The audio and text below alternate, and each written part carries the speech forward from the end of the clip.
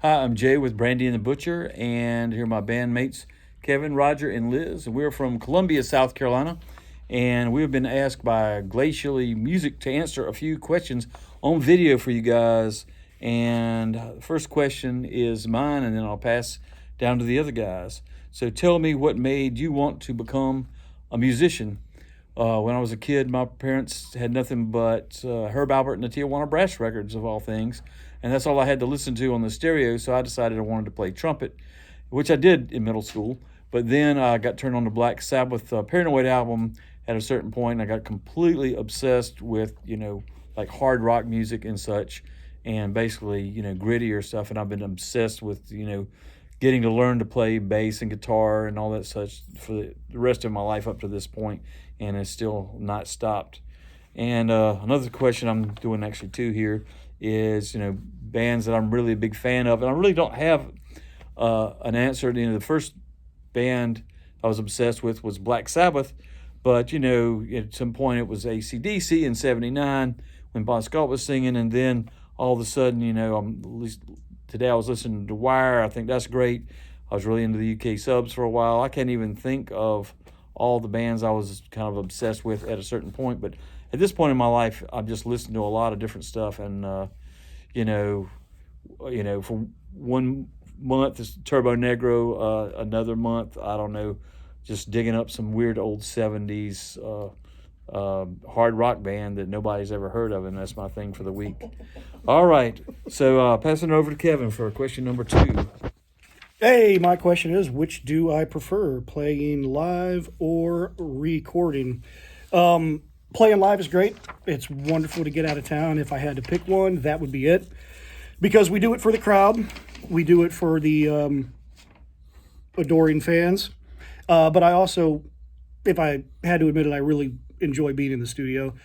I like the technical aspect of playing music. I like being held to the fire, getting it right, doing it until you get it right. That actually really appeals to me. You don't really get that live because you can just one and done and move on to the next song. So if I was going to completely cop out, I would say that I love them both equally. Roger Shattuck. Thank you, Kevin. I'm Raj. My question is, every musician has a preference about their tools. Tell me about your number one instrument and what makes it special. Well, when I retired out of the Army, I was able to acquire a Fender Roscoe Beck 5-string bass, which is, I've been playing 5-string pretty much since I was, but since the early 90s. And, they're physically bigger instruments, and I'm a big dude, so it doesn't look like quite such a toy on me.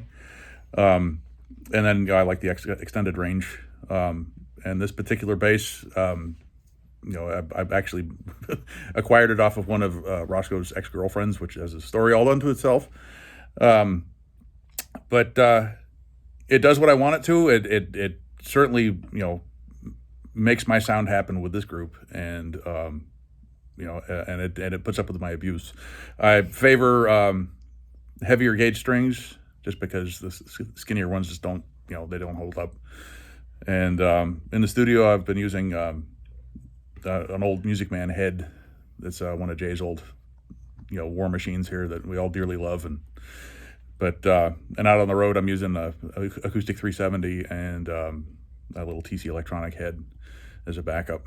And I don't really get crazy about gear. I'm not into pedals. I don't, I appreciate that other people are. I just tend to go straight in and go. So, anyways, that being said, I'm getting waved at. So, you hand it over to Liz. All right, hey y'all. So my question is, when you come home cold and tired and you want to warm your bones up beside the fire, what's the thing you put in your hand to make you comfortable? That's kind of a loaded question, isn't it? That's kind of personal.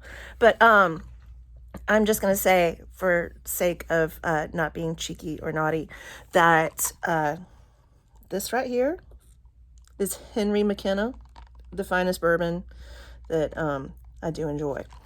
And occasionally some weed.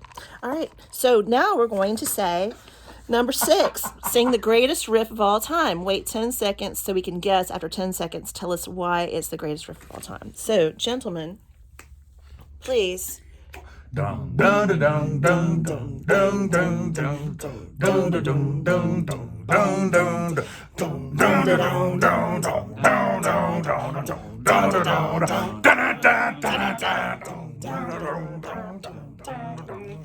All right, Was that so enough of it?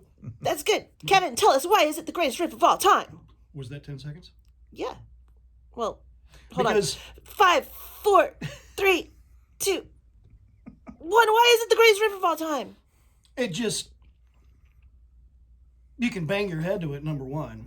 And it's moving, it's gritty, it's nasty. Roger? Cosign? It just grabs your ear and takes you in. And it'll stick with you, baby. All right, so Brandy and the Butcher, Columbia, South Carolina. Thank you, Glacially Music, for Thanks. this opportunity to chat with you.